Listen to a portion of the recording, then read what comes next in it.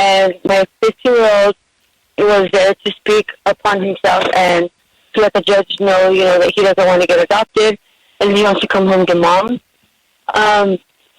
How long does that take, or what does he have to do, or what do we have to do in order to get him home now?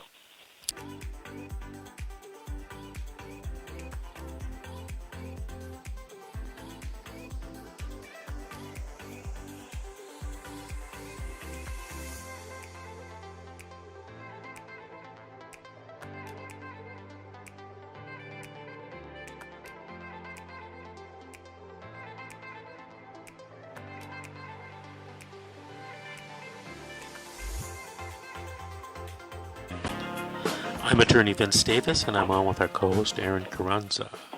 Aaron, we're coming to the end of the show. You want to take one last call? Sure. We have Valerie from Arizona. Valerie, do you have a question? Ask our story to tell. I have a question, two questions actually. So my case started back in March of 2020, and I already gone through my 12-month review. And I recently had another one after my 12-month review. I recently had one on the 26th of May. So, we're all thinking, that we're going to go through our reunification, because reunification was originally set for March 30th of this year. So, since it didn't happen then, we thought it was going to happen on the 26th of May. But it didn't happen, and my 15-year-old was there to speak upon himself and to let the judge know, that he doesn't want to get adopted and he wants to come home to mom. How long does that take, or what does he have to do, or what do we have to do in order to get him home now? Okay, so you're in Arizona? Yeah, I'm in Tucson. Okay, so I'm licensed in California. I'm not an Arizona attorney, so I'm going to answer that question as if you were in California, okay? Okay. All right. So when is your next court hearing? My next court hearing is set for August 24th. Do you know what type of hearing it is? I don't. Okay. I've actually spoken to you before about my case already, and it's just like it's a really big mess up thing, and once in a while I still talk to Georgetta. Okay. But here's the thing. You can't be confused about this. We're talking about your child or children, right? And you can't tell me, hey, I'm confused. You need to talk to your lawyer. Okay? Yes. You need to get unconfused about the situation so that you guys can come up with a strategy. Mhm. Witnesses, exhibits. Yeah, and I did follow that, because you did give me that advice the last time, and also to change my judge. I tried doing both things, and they told me that at this point I can't change neither one of them. Is that true? Oh, I don't know. Only because it's Arizona law. Right. But that's something you definitely should be talking to your attorney about.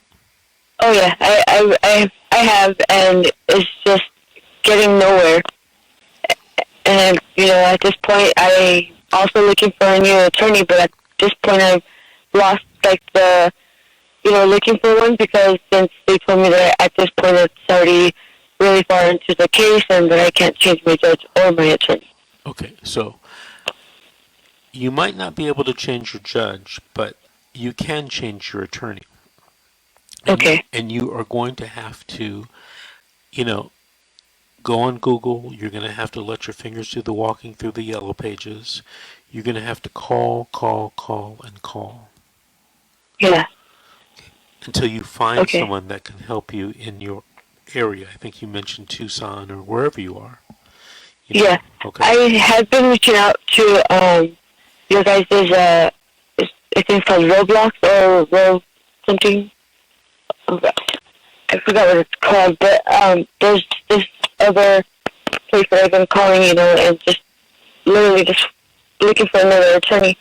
Another question I have really quick. Wait, hold on. Let me ask you. I know you're in California, but if I know for a fact that placement told my 15-year-old actually that her mother was just recently got out of prison due to drug trafficking and money laundering.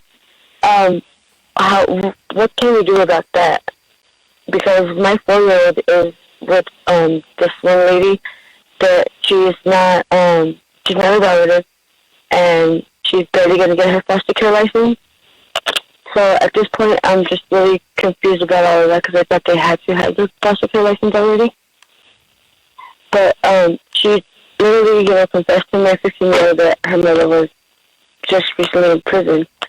And from my knowledge, I know that they're supposed to do background checks on every adult just in the household. Okay, what's the question, though?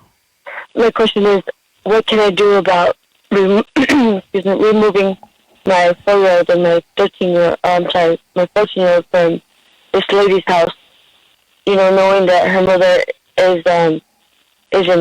she's a danger, how do I say it? It's not safe for them to be around her. That's what I'm trying to say. If you have evidence that they're not safe, other than, you got to have more than a gut feeling, right?